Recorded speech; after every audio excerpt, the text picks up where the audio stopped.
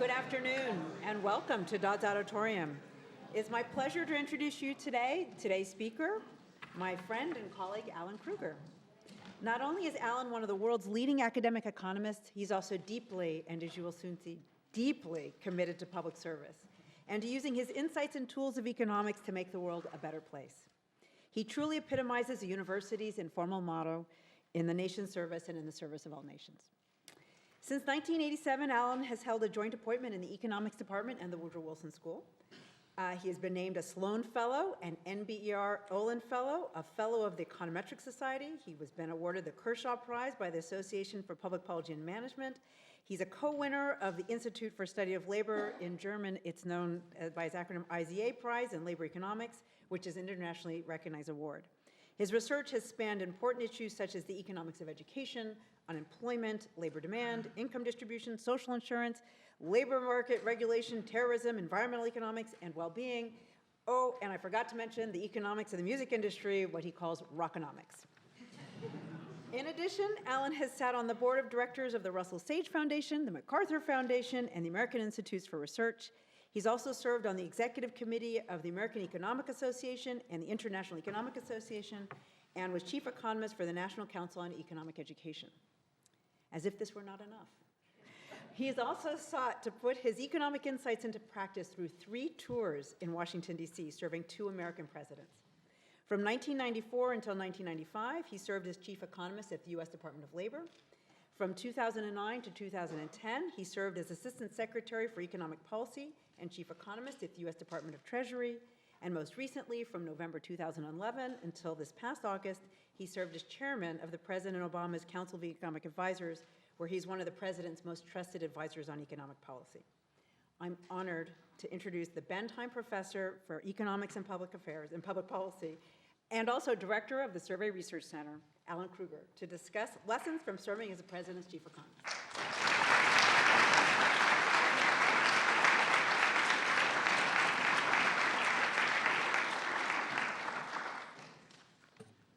Thanks, Cece. I like the way that you knocked my notes out of my hand also when you were finished. I've known Cece, I think, 30 years. We don't use numbers here. Yeah, I think it is 30 years. That's the very first time you introduced me, and I'm going to ask you to do it again. When I was thinking about what I would say this afternoon, I recalled an interview I conducted with an econometrician named Zvi Grilikis.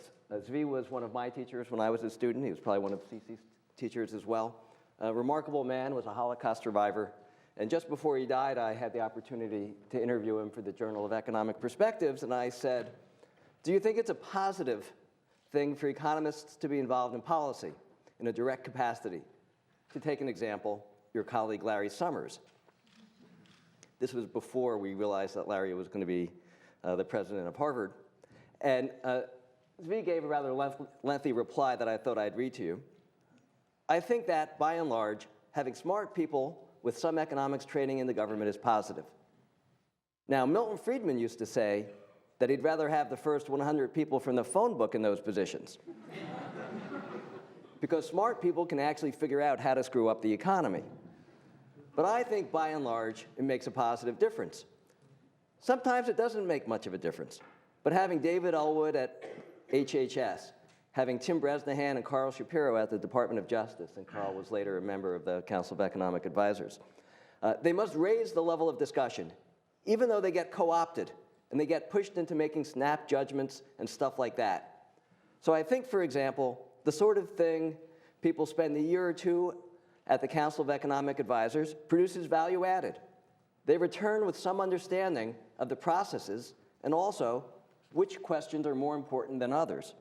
Because I think one of the problems with a lot of economics is that you have a lot of bright people who have been trained to publish papers, not necessarily to figure out which papers are really interesting and what it is worth to be working on. Somebody like David Cutler or Jeff Frankel, who spend a year or 2 at the Council of Economic Advisors and then come back, they bring something back to the profession.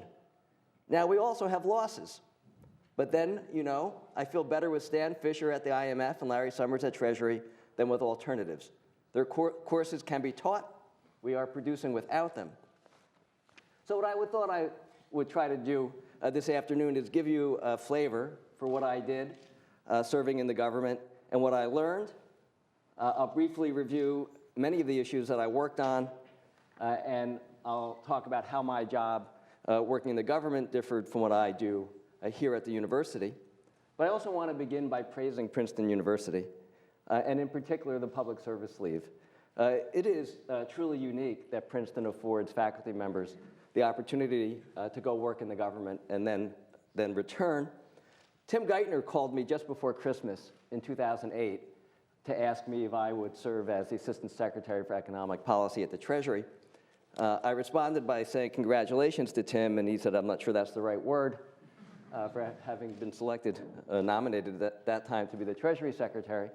And when I first worked in Washington, when I left, I swore I would never return. I told my wife to remind me of how awful I thought it was if I was ever tempted to go back, which she did on several occasions. We were in the midst of a horrible financial crisis at that time. And Tim simply said to me, come work on big consequential things.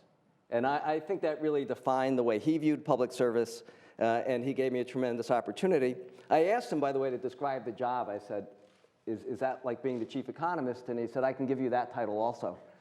So I was the first chief economist in the history of the US Treasury Department. And I had the opportunity to work on some very big things. We were, at that point, in the midst of rescuing the financial sector with the TARP program. The Affordable Care Act was being designed then, and a lot of issues involved tax policy. Dodd-Frank, the Wall Street Reform Act, was passed while I was at the Treasury. We started a program called HAMP to help millions of families modify their mortgages. We rescued and restructured the auto industry, commonly called the auto bailout. We did quite a bit of work, and I worked together with CeCe on unemployment insurance. We proposed a tax credit to help encourage companies to do additional hiring, and Congress passed a version of it called the HIRE Act, not exactly the way we designed it, but it had some advantages. I did quite a bit of work on Social Security and Medicare through the trustees' reports, and I helped to design parts of the Small Business Lending Fund.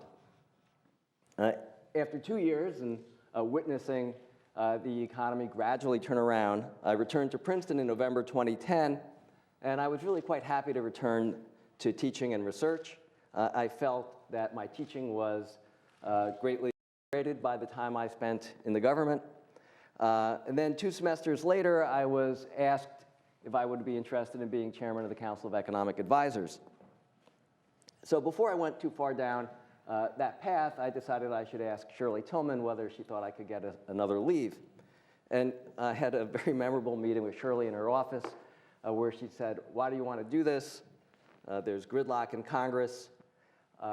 She wasn't very happy, although I think for the wrong reasons, with the lame duck agreement that extended the Bush tax cuts for an additional year and also had a temporary cut in the payroll tax.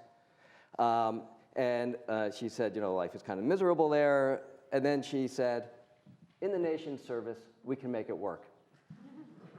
Which came quite clear to me that Woodrow Wilson's motto really does have an impact on the operation of the university. I still wasn't sure I was going to accept the position, and I had a few items that I wanted to request in negotiating with the chief of staff. And I actually hadn't had an opportunity to meet with Bill Daley at this point, who was chief of staff. And we kind of arranged another visit. I was up in Boston for the NBER. And I realized when I was in Boston, I had the wrong shoes. The shoes that I brought, the heels were all ruined. And I thought I should buy a new pair of shoes or get these shoes fixed. So I went across the street there's a shopping mall down, I forget the hotel, the Sonesta or whatever it is near MIT where the NBR holds their meeting. Anyway, I was on my way to the mall and I saw the wife of one of my colleagues and I had a conversation with her, and then I noticed that out of the corner of my eye, there was this little boy who kind of ran ahead of his mother. And the mother was kind of screaming at him to come back. And the boy ran right in front of a driveway into the garage for the shopping mall. And this big SUV came barreling up. And I realized in this split moment that the driver couldn't see the kid because he was so small. So I jumped over and I grabbed the kid, and I realized that the kid is going to see the strange man grabbing him, and he's going to try to run away. So I thought I should try to restrain him, but not like overdo it. And the kid was so light, he was running, but he wasn't moving at all. Anyway, fortunately, the driver saw me because I was above the grill, and he came to a screeching halt. And I thought, whether I take this job working in the government or not, I did a very important public service. And it kind of dawned on me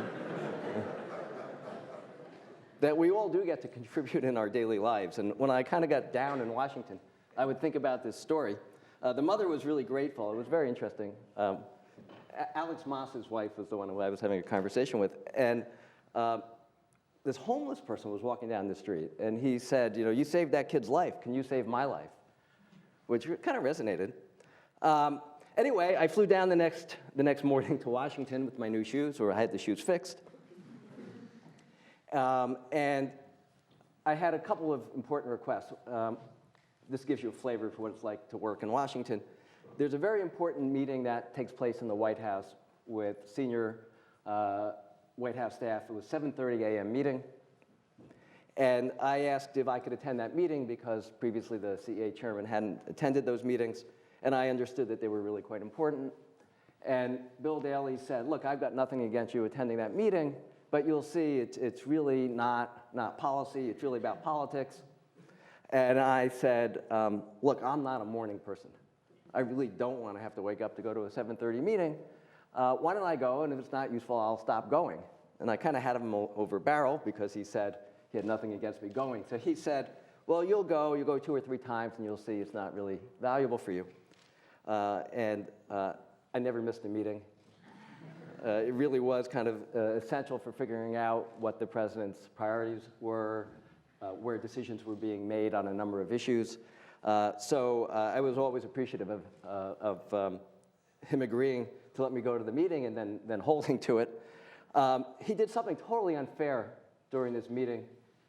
He had prearranged for the president to do a little drop-by.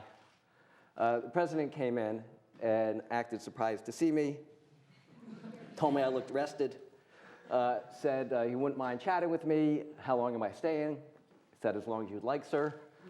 And I chatted with the president for about a half an hour in the Oval Office, and the end of every meeting you have with the president in the Oval Office ends with, yes, sir. So that's when I agreed to accept the position. And on August 29th, the president nominated me. He had a wonderful ceremony in the Rose Garden. This was the day after Hurricane Rita struck. And we weren't sure we'd actually be able to make it down to Washington. We were without power, the roads were down, really had to scramble, take a whole bunch of alternative routes to get there. And the president said during the ceremony, quote, I rely on the Council of Economic Advisors to provide unvarnished analysis and recommendations, not based on politics, not based on narrow interests, but based on the best evidence, based on what's going to do the most good for the most people in this country. And that's what I took to be my charge, to give the president the best advice that economics has to offer. I thought it was important that I represent my own views, but also make clear to the president where there was a range of views within the profession, where the evidence and the theory were stronger and where they were weaker. Early on, we had a meeting in the Roosevelt Room, and I said on this particular issue, the evidence, Mr. President, is not dispositive. But here's how I read it. The president said, when is the evidence ever dispositive in economics? Then a little later on in the meeting, someone took the other side of the issue. And the president said, but Alan's my chief economist. And Alan said, X. And I have to say that's when I really felt like I had this job, that the president really wanted me to be his chief economist, even though that's not part of the title, but that's why I used it for the title for this talk. So let me summarize 10 general lessons that I learned. And CEA is really in a unique position because every other agency has interests that in one way or another it has to be responsive to. I saw this when I worked at the Labor Department. The Labor Department has to be aware of where the major labor unions stand on certain issues, and To some extent, and this is a point that Bob Reich put in his book, they have to represent the interests of labor unions. The Agriculture Department has to pay attention to what farmers want, and so on. Only the CEA stands out in representing the interests of what will do the most good for the most people in the country. So 10 general lessons that I learned. First is that a crisis necessitates actions. And these are actions that one would not normally want to take. All you have to do is go back to 2009. What president would ever want to bail out the banks after they threatened the survival of the whole US economy?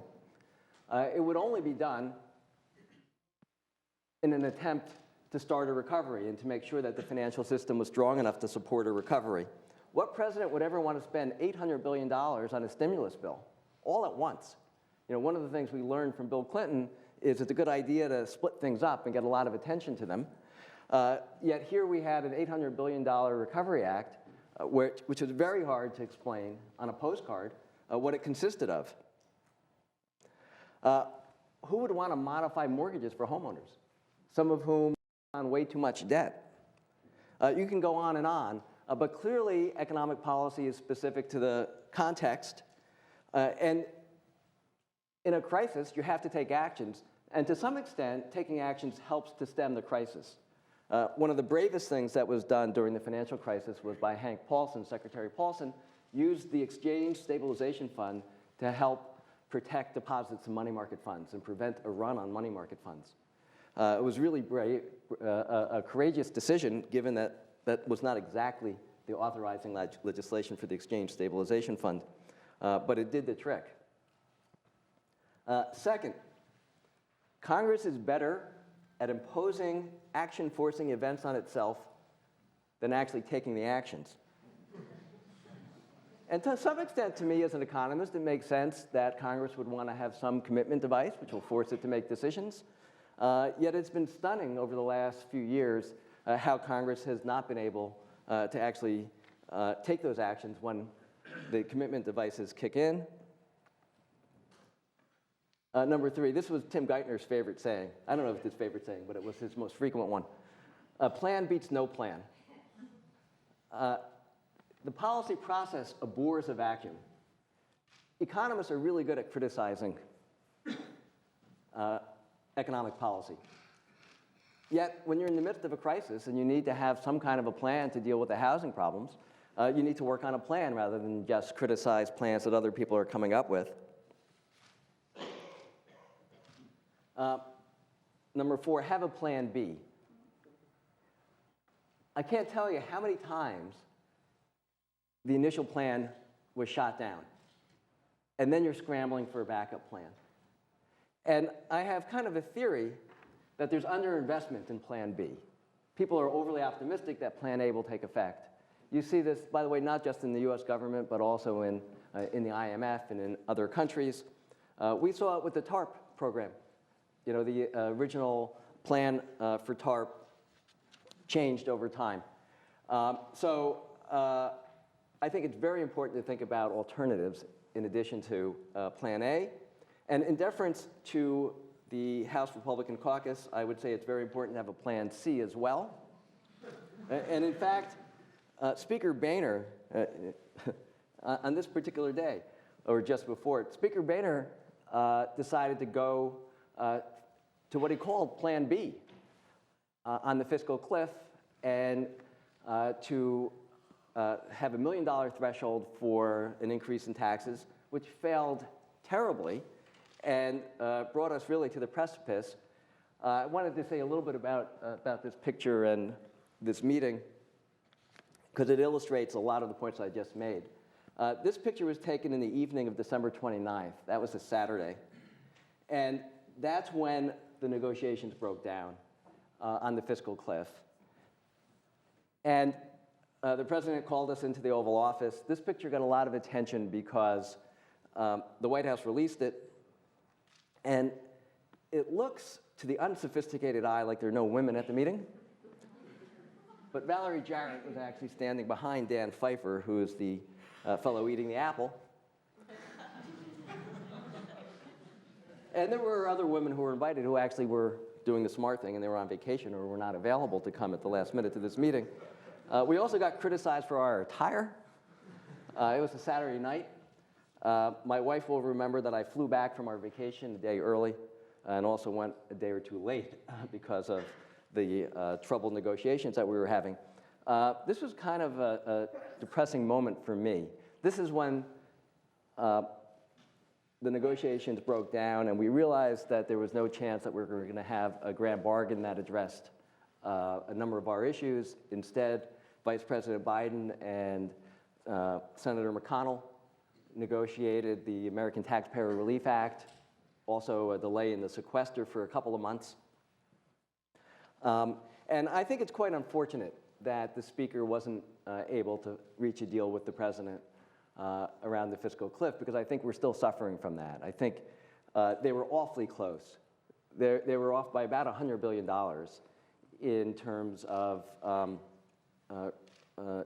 additional revenue over a 10-year period. You know, over a period when the federal government would be raising $40 trillion in revenue, what separated them was $100 billion. Clearly, if there was a will, they could have reached an agreement.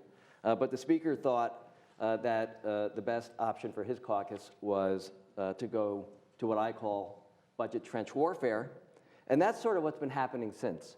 And it's, I think, quite unfortunate for the country because it delays addressing some of our entitlement problems. It's not tragic, but it would be better to address those entitlement problems sooner. It also makes it much harder to get on to other issues like immigration reform or gun control. Anyway, if you look at that picture, what I'm struck by is nobody looks happy.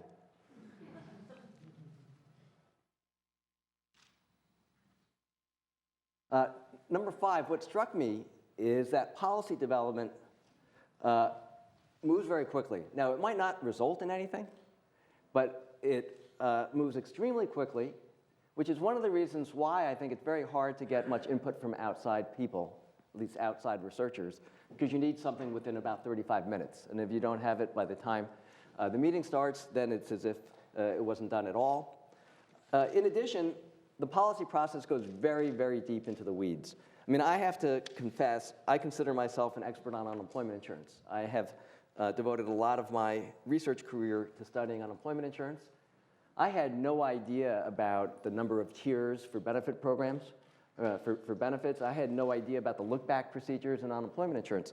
But those were kind of the key components, which makes me think that research is kind of done at a different level than the type of research that's needed for policy. Research is done at a much more general level, and it's actually quite rare that a research paper is exactly on the topic that's being considered. And there are lots of issues where there's not much research available. I mean, this is something that I saw when it came to regulations. We did a lot of work in my office reviewing benefit cost analyses of regulations, and on many of them there was hardly anything available. One of them that I worked on was the rear view cameras for cars. A regulation has been, I'm not exactly sure where it is in the process, I think it's out for comment, which will require all of the automakers to put in rear view cameras in their cars so that families don't run over their children when they pull out of the garage.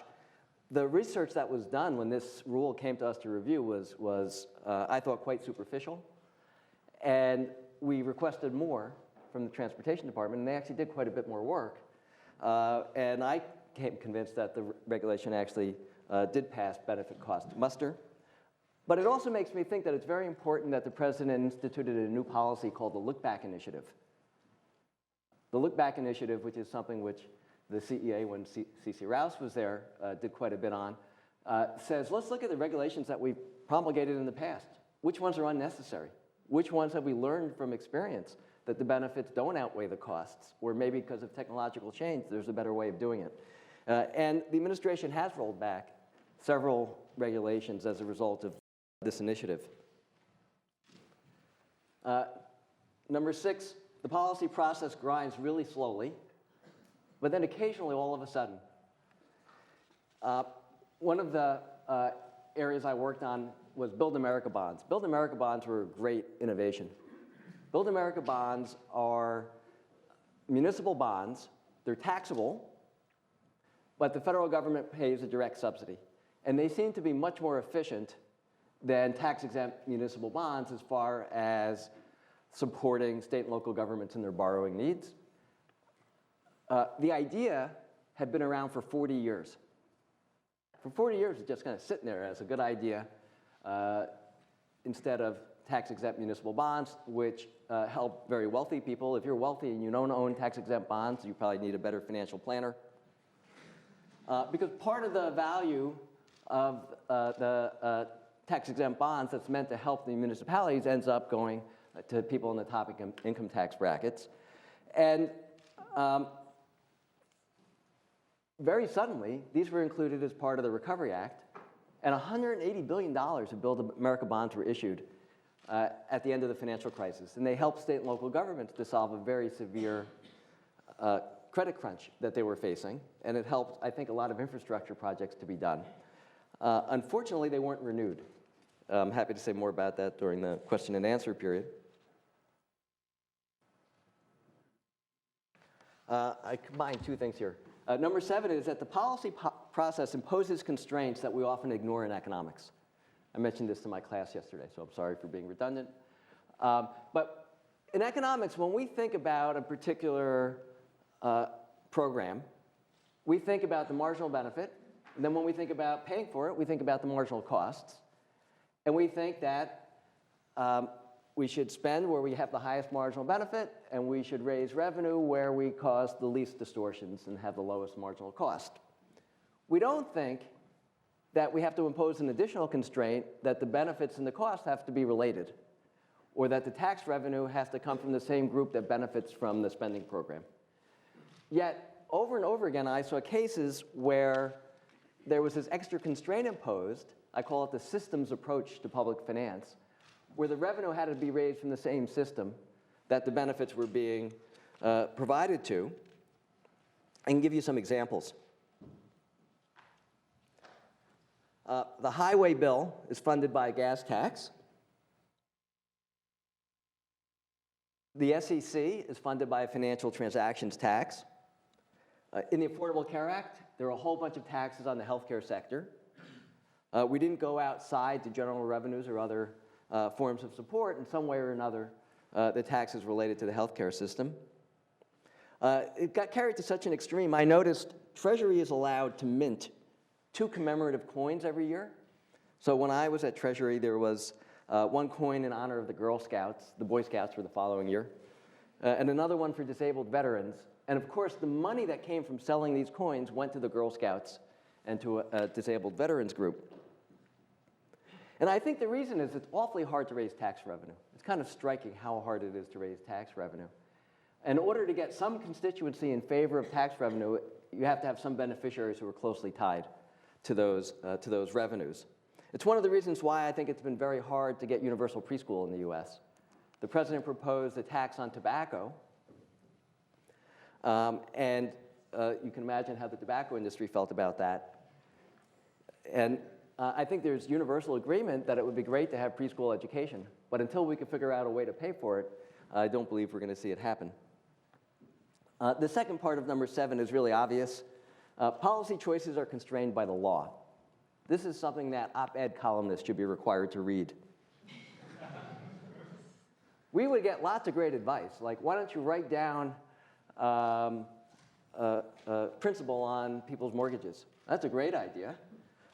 If you had the legal authority to do it. And it's not that surprising, but at least as important as economists in the policy process are lawyers. And I think it's because lawyers understand that policy choices are constrained by the law, and economists do well to listen to the lawyers. Number 8, I came to appreciate this more and more.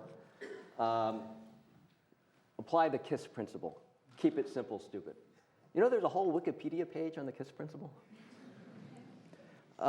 We had lots of tax credits that were part of the Recovery Act, which really weren't simple to administer. If you could give a tax credit at the point of sale for weatherizing your home, for being more energy efficient. That would be much more effective than having to wait and remember and save your receipts and file it on your income tax forms. So I can't emphasize enough the importance of simplicity, even at the expense of some efficiency. And that actually brings me to the Hire Act. The Hire Act was really simple. The Hire Act said if you hired somebody who had been unemployed for 60 days or longer, you didn't have to pay payroll tax on that worker for the rest of the year. That's pretty simple. What we had proposed was a new jobs tax credit. If you expanded your payroll, we would give you a tax credit or reduce the taxes that you paid for the increase in your payroll. So our tax credit, which was very cleverly, carefully designed, hundreds of hours went into designing it, CC remembers, probably had more bang for the buck, but it was administratively complicated. And the Congress very quickly passed the Hire Act. It's actually one of the few times after the president proposed something in the State of the Union. 6 weeks later, it was signed into law. And I think the simplicity had a lot going for it. I think it probably created fewer jobs than a new jobs tax credit would have created. But I do think it had the advantage of being easier to administer. My ninth general lesson is that being a successful policymaker involves many different skills than being a successful academic, although there's some overlap. So let me start with some of the differences. First, as a policymaker, you spend a lot of time in meetings. When I go back and look at my calendar, well over half my time was spent in meetings. That means you have to listen to a lot of other people, a lot more than if you're a professor. Now, professors spend time in seminars, but let you in on a little bit of a secret. Sometimes your mind wanders when you're sitting at a seminar. That's really hard in a meeting, even though I don't think it comes natural to academics. Teamwork is really important. As an academic, you tend to work on your own, or you work with colleagues or graduate students who have similar set of skills and, in some sense, view the problems you're working on and view the world in a similar way. Working in the government, you have to work with the legislative team, with the communications team, with the legal team, with the Office of Public Engagement. All of these elements have to come together. Not everybody kind of thinks in terms of marginal benefits and marginal costs. I put it this way in my notes. Lingering is rewarded. When a meeting ends, academics usually like to go back to their office and work on whatever it is that they're working on. In the government, people just linger. It's absolutely amazing. In fact, we had somebody when I was at Treasury who used to spend so much time lingering around the White House that we got a phone call saying that your guy keeps lingering here. But lingering can be quite productive. A lot of work gets done after people keep pushing their agenda or they find out what could be helpful for other people. A final difference is that discretion is absolutely essential working in the government. If you're an academic and you discover something new, you have a new idea, you want to spread it to the world. You want to draw attention to it. In the government, that could be fatal. It could be illegal. I got to see a lot of sensitive economic data before it was publicly released. It would move the markets. It would be illegal to release that early, to say, things are really getting better. Wait until tomorrow, you'll find out. But more generally, if you're working on policies, you don't want to prematurely announce them. They could get attacked by some groups that don't like them. And even more importantly, you probably want your principal, in my case the president, to get credit for those policies. So it's a completely different type of an environment in that respect. Now there's also some overlap, fortunately. First, I would say persistence is highly rewarded. Being able to stick to your ideas or your agenda, just being able to hang around is rewarded. Having knowledge of data, theory, available research is very valuable. Occasionally, having an original research idea is helpful. I found that I was much more of a consumer of research than a producer of research. And when you view research as a consumer, you view it differently. But it was I think, valuable in my position to think of new ways of analyzing particular issues. We used to do some clever things. When we were worried that American consumers might fear the fiscal cliff, we would look at Google Trends. With Google, you could see how many times people are searching for certain terms. And we would regularly look at how frequent searches are for the alternative minimum tax. Because if people were really getting serious about the expiration of the Bush tax cuts, they would realize that 40 million or so of them would get hit by the alternative minimum tax. And then let me say the ability to write and communicate are obviously valuable. And this was particularly valuable for me when it came to producing the economic report of the president, which I wanted to advertise. I'm happy to give away this copy, but you could find it online. The economic report of the president is required by law for the Council of Economic Advisors to produce. I got to produce 2 of them with the team at the council. And I say this to people, regardless of the administration, I think it's worth reading the economic report of the president. It tells you the way the administration is thinking about economic issues. Of course, it gets run through a vetting process by the different agencies and the communications people, which leads to some tensions. But I think it does represent the views of the administration. Has a lot of interesting analysis in it. The data are always accurate because it is very, very carefully fact-checked. And I showed this picture because this was after a cabinet meeting when I lingered. It wasn't too hard to realize that I should linger because I saw the president was coming my way. And I told him it was an awful meeting in the sense that the topic was the sequester. And we had delayed the sequester until March as part of the fiscal cliff negotiations, but then we got stuck with it. And the sequester is bad economic policy for a number of reasons. It's bad because it's causing the government to cut back on key investments, to cut back on support for the most vulnerable, like unemployment benefits, at a time when the economy is still weak. And it's not addressing our long-run problems. In fact, it's making our long-run problems worse. It's not addressing the long-run drivers of our deficit, but it's cutting key investments that would make the US a stronger, more productive economy in the future. And nobody was happy at this meeting. And when the president came by, I said, I'm going to send him the economic report of the president that evening for his approval. And I told him that the first sentence was, even though economics is commonly called the dismal science, it's really a hopeful science. It's hopeful because the right mix of economic policies can end a severe recession, put the country on a stronger footing, help to grow the economy from the middle out. And the president was enthusiastic about that. And I suspect it was the highlight of the meeting for him. So anyway, there's a connection between those 2 pictures. My final lesson is that there's little constituency for good economic policy. And I think there's a clear reason for this. Good economic policy, where you get the most effect per dollar, biggest bang for the buck, works by affecting people's behavior on the margin.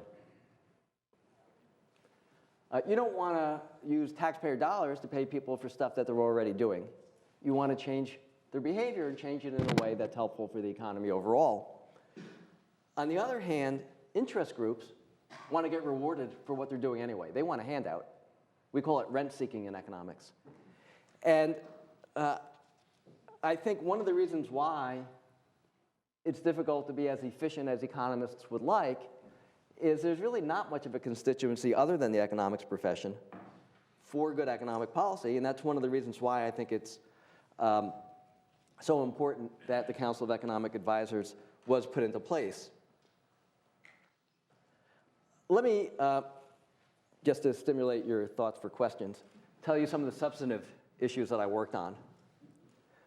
A key role for the Council of Economic Advisors is to monitor the economy. And when I started, when we were worried about a double-dip recession, this was absolutely essential. You have to keep your fingers on the pulse of the economy, keep the president abreast of what's going on in the economy.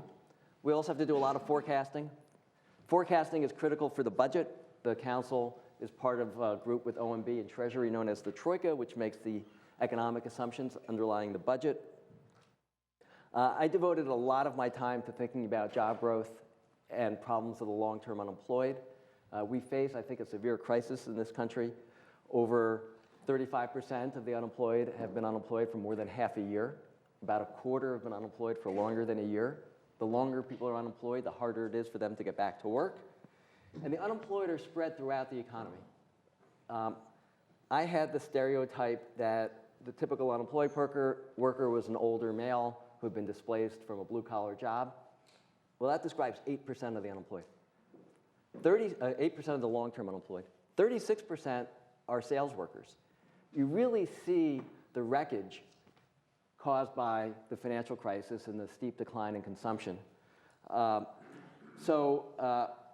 think we're going to be plagued with this problem for some time to come. Now, one way of addressing it, the partial solution, is to increase investment in infrastructure. The very first meeting I had with President Obama was in August of 2007 when he was running for office, and I didn't think he had too much of a chance to win. And we talked about problems that were affecting middle-class workers. We talked about the state of infrastructure in the US, and the president asked us to come away with an infrastructure plan. And I worked quite a bit on infrastructure the whole time I was working in the administration. I did a lot of work, particularly in the summer of 2012, on the European sovereign debt and fiscal crisis. Fortunately, in banking crisis, fortunately, I didn't have to fly to Europe nearly as much as Tim Geithner did. Did work on the implementation of the Dodd-Frank Wall Street Reform Act.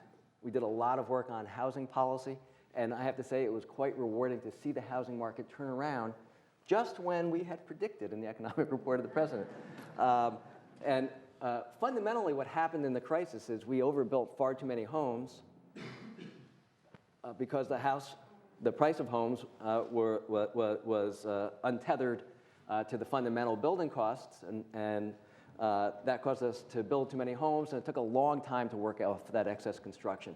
But we have, and I think that's why housing prices are now growing, and that's very helpful for the economy going forward. It's one of the reasons why we've been able to weather the fiscal headwinds caused by the sequester and other government policies as well as we have in the recovery.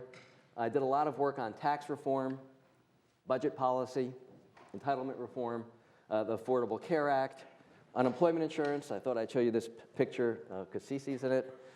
This is from the first term when we had a meeting on extending unemployment benefits. And I kind of like this because you see Cece in the classic staff position of leaning forward. And also, if you look at it, Larry Summers seems the only one who's smiling. Anyway, I think we were awaiting the president's guidance at this point in the meeting.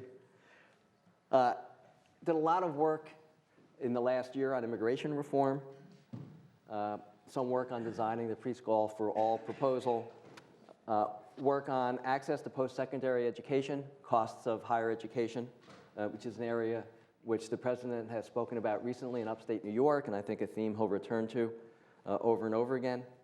Did work on promise zones, which is an idea to revitalize our hardest hit cities. Did work on the president's proposal to raise the minimum wage to $9 an hour and index it for inflation. A lot of work on regulations. Tremendous amount of work on energy policy. And this was not an area I knew all that much about before I started in the government, and it's absolutely fascinating. We have started a revolution in the US with shale gas production. I went out and I visited a drilling pad out in western Pennsylvania. It was fascinating to see. Actually, I found I learned a lot kind of being on the ground. And the revolution in oil production and natural gas production is going to have broad implications for the economy. It's going to help pockets of the manufacturing sector. But probably even more importantly, it has tremendous geostrategic implications. It's going to affect relations around the world, in Eastern Europe, in the Middle East. So that was exciting to work on. I did work on a proposal for institutes of manufacturing innovation. I think of this as ways of creating mini Bell Labs. Work on trade policy, environmental policy, and then I think most importantly, work on inequality and opportunity. This is a topic I had done research on, and I gave a series of speeches on the rise of inequality in the US and what to do about it. Economists are much better at defining problems describing problems than in providing solutions. I tried to do some of both, and I thought I would just conclude by talking about the rise in inequality that we've seen. This is an issue which deeply motivates the president. I believe it's why he ran for president in the first place. He wants to provide more opportunities for people to make it to the middle class who are born to disadvantaged circumstances, and I think it motivates his approach to virtually all economic policy. We've seen a disconnect in the US between productivity and the wages of ordinary workers. This chart shows you in the blue line output per hour worked, and the red line is compensation per hour for production and non-supervisory workers, 80% of the workforce. And from the end of World War II up until the early 1980s, wages and productivity moved in lockstep, and since then we've had a divergence, and a pretty sharp divergence. This has caused stagnation in incomes for middle-class families and a decline in income for lower-income families. The top 1%, however, has done extremely well. This chart shows the share of national income received by the top 1% of families. The top 1% of families went from taking in 10% of national income in 1979 to 22% last year. Over 85% of the growth in income in the US since 1979 has gone to the top 1%. In the last two recoveries, over 100% of the growth in income has gone to the top 1%. And within the top 1%, it's highly skewed. The top tenth of 1% has received the lion's share of that income. And what I'm particularly worried about is that this tremendous rise in inequality that we've seen is going to make intergenerational mobility harder. It's going to reduce the equality of opportunity. And I used a speech before the State of the Union address in 2012 as an opportunity to emphasize this. I called this the Great Gatsby curve. I didn't realize they'd remake the movie as a result. This chart shows you on the horizontal axis a measure of inequality in the 1980s. Think of this as inequality in the parents' generation. It's the Gini coefficient for each of these countries. And on the vertical axis is a measure of how much intergenerational mobility exists. And there's a long history in economics and sociology at looking at the correlation in income between fathers and their sons when their sons grow up, or between mothers and their daughters. And we tend to think of the United States as the land of opportunity, but we have very high persistence across generations when it comes to family income. And one way to interpret the numbers for the US, the chance of a child who's born in the bottom 10% rising to the top 10% is the same thing, same probability, as a father who's 5'6" having a son who's over 6'1". It happens. It just doesn't happen very often. And I suspect it's going to be happening increasingly less often. This next chart shows you our forecast of what's going to happen to intergenerational mobility because of the rise in inequality we've seen over the last 3 decades. If you project out, intergenerational mobility is expected to slow by a quarter. The relationship between parents and their children's income when their children grow up is expected to rise by about 25%, which means slower intergenerational mobility. And I think that this is a serious issue for the country. I think it makes our politics much harder. I think it makes it much harder to pursue policies that are in the general interest of the country but create winners and losers. And we're seeing signs that this opportunity gap has opened up. This shows you the amount that families spend on their children. This includes spending money on books, music lessons, art lessons, sports equipment, tutoring, and so on. For families in the top quarter, that's the red line, that's been rising pretty sharply since the 1970s. And the blue line, which has been stagnant, that's the bottom quarter. This next chart shows participation in extracurricular activities. And that gap has been widening. And if you include sports, it's also been widening. I mentioned that I think this issue is extremely important to the president. In a major speech he gave in Osawatomie, Kansas in December 2011, the president highlighted that long before the recession hit, hard work stopped paying off for too many. Fewer and fewer of the folks who contributed to the success of our economy actually benefited from that success. Those at the very top grew wealthier from their incomes and their investments, wealthier than ever before, but everybody else struggled with costs that were growing and paychecks that weren't. And too many families found themselves racking up more and more debt just to keep up. Then he said in the State of the Union address, by the way, I like this, if you look closely, you can see me in the front row. We can either settle for a country where a shrinking number of people do really well, while a growing number of Americans barely get by, or we can restore an economy where everyone gets a fair shot, everyone does their fair share, and everyone plays by the same set of rules. And the president went on in the speech in Galesburg, Illinois, to reiterate those themes and to extend them, and I think it's something that we'll hear quite a bit from him in the remainder of his term. So let me conclude by saying that I've been trying to prove Zvi Gvilicus right, that economists who spend some time in government can bring something back to the profession and to the community, and that they can also contribute something while they're working in the government. And I went back and I looked at Woodrow Wilson's essay on Princeton in the nation's service. I have to say he was not as concise as Lincoln was in the Gettysburg Address.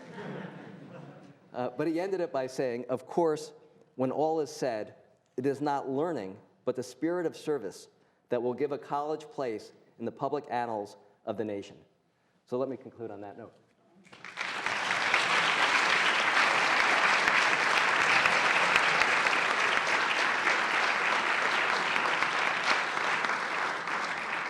So Alan gets his nose back together since after I knocked him off. So Alan is happy to take some questions. We like to encourage students to ask questions first, and there are microphones right here.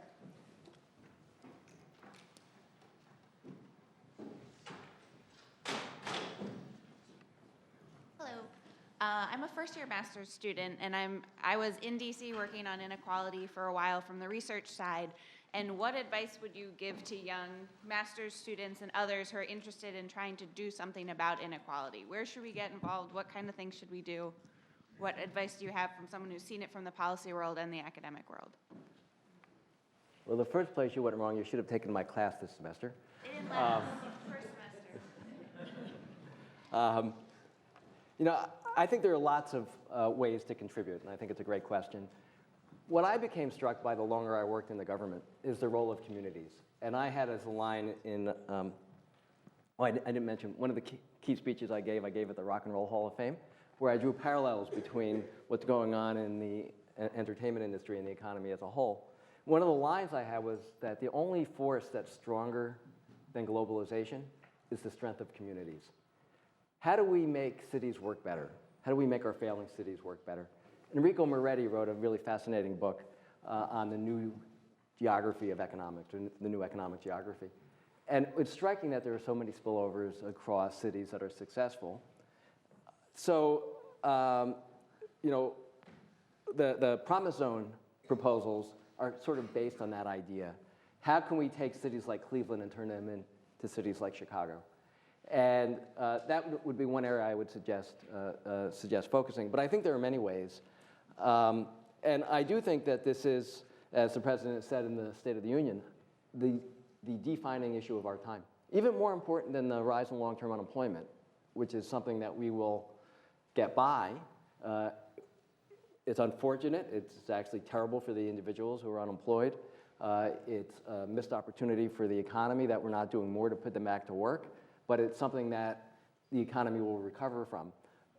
The rise in inequality is potentially irreversible. I tried to coin the phrase the inequality trap, because as we're seeing inequality rise over time, it's going to build on itself. It's going to make it harder for children who are talented from disadvantaged families to pursue their talents and to build their talents and to lead as productive lives as they potentially could. And it's really hard to see how you reverse that trap without a concerted national effort. So I would encourage you to work on those issues. I think there are lots of different ways. I think education is part of the solution. I think it goes beyond that. One of the things I also kind of came to conclude is, while in my work I had focused on technology and globalization, I think we've had a fundamental change in the norms and practices that enforce fairness at the workforce. And that's something which is within our control to address. That's something which you can't say, well, look, it's from this force which is so powerful because of competition with China and Eastern Europe, and there's really nothing that policymakers or businesses can do about it, or communities can do about it. But if instead it looks like the problem is a result of we've had a breakdown in corporate governance, which enables CEOs to take a very high share of the profits of a company, which used to be shared with the workers, which was actually in the long run interest of the company because it was more productive and a more sustainable, durable company as a result, then that's something which potentially we could address, and not only through government policy.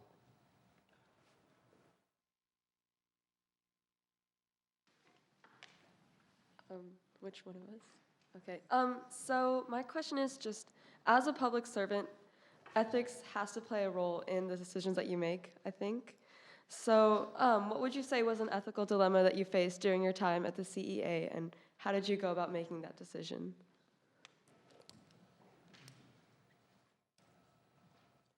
No, I don't know if I would call it ethical dilemmas, but economics is very good at looking at trade-offs and identifying trade-offs.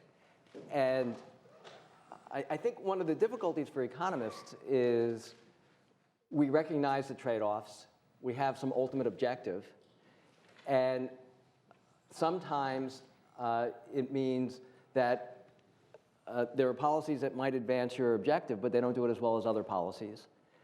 So you're probably viewed as an inconsistent ally, because sometimes you favor a particular policy and sometimes you don't. One of the things I was struck by is I do believe we've stepped away from norms of fairness in terms of public policy. And I would like to restore more of that. I think the American Taxpayer Relief Act, which enabled taxes to rise in the top 2% of Americans, achieves that to some extent. It's a step in the right direction. But not on every particular policy do we need to be more progressive. So one of the issues that we faced, one of the key public policy issues our nation's going to face, I think, for years to come, is how do we restructure the GSEs, Fannie Mae and Freddie Mac? These are very important institutions that provide support for the housing market, and they have a complex set of objectives. To an economist, we prefer simplicity and transparency, and necessarily supporting lower rental units doesn't fit in for the objective for the GSEs for economists. Economists would be much happier making direct transfers to help people so that they could afford whatever kind of housing is most appropriate for them. And that's an area where others who shared similar objectives about having more shared prosperity in the US took a very different view. And I think what I came away with is that what's important is that the whole set of policies that we have achieves our goal. Every particular policy doesn't have to make a step in that direction if it's more efficient in some respects. So that was an issue that I faced. I don't know if it was an ethical dilemma. I was wondering what you thought the U.S. minimum wage should be and why. So this is an area where, like other economists, I'm better at evaluating proposals than giving my prescription. What I have learned, and I think the economics profession has learned, is that the labor market is more complicated than the simple supply and demand model that you learn in Econ 101. And as a result, a skillfully set minimum wage doesn't have to have an adverse effect on employment. And I think overwhelmingly the evidence supports that view. That said, I think the minimum wage is primarily a distributional tool. I think the primary consequences of a higher minimum wage is distributional. It means that low-wage workers are paid more, and businesses and consumers have to spend more, and companies make less profit. And that's not an area where I think my values are better than anybody else's values. I can give advice about what the trade-offs are. I could describe what I think the trade-offs are. I could say where I think the bulk of the literature lies and what other people think. And I could say where what the harshest critic would say. But I don't think it's up to an economist to actually make those judgments. I think they're best made by the policy process and the political process. So that's my long-winded answer.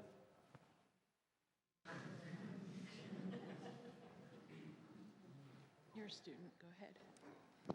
I'm a student at Princeton High School, and you mentioned that you worked on the implementation of the Dodd-Frank Act in 2010. And my question is, what is your opinion on the idea that rather than implementing the Dodd-Frank Act, it would have been better if we had simply reinstated the Glass-Steagall Act passed by President FDR, which was repealed in 1998? And part of this is because for the 60 years that Glass-Steagall was in place, we never saw any sort of crisis like the one we had in 2008. And this huge issue of the lack of transparency in the financial sector and the corruption started becoming a huge issue after 1998. And do you think that had Glass-Steagall not been repealed, we could have prevented the financial crisis of 2008? Thanks for the question. I think the crisis had very little to do with Glass-Steagall. What Glass-Steagall did was make a separation between investment banks and commercial banks. And most of the banks that got into trouble were either investment banks or they were commercial banks. We've had crises before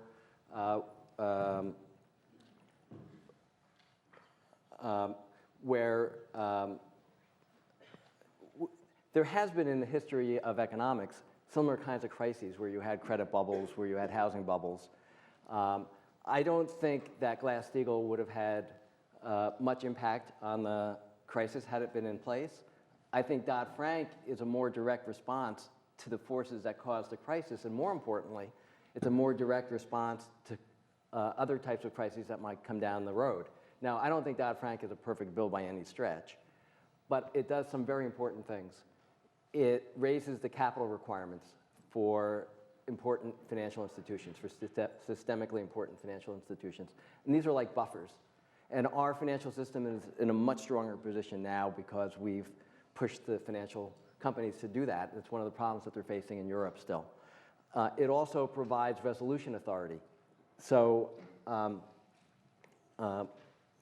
even with Glass-Steagall, we still would have faced the exact same kind of problems. How do you resolve a bank holding company? And this provides the tools to do that, and also sets up a Council of Financial Stability Oversight Council chaired by the Treasury Secretary to keep an eye on developing problems. So I think that Dodd-Frank I think there's a lot that's wrong with Dodd-Frank also, but I think it was more finely attuned to the kinds of problems that caused the crisis and gives us a better shot at preventing future crises or making them less severe when they should occur.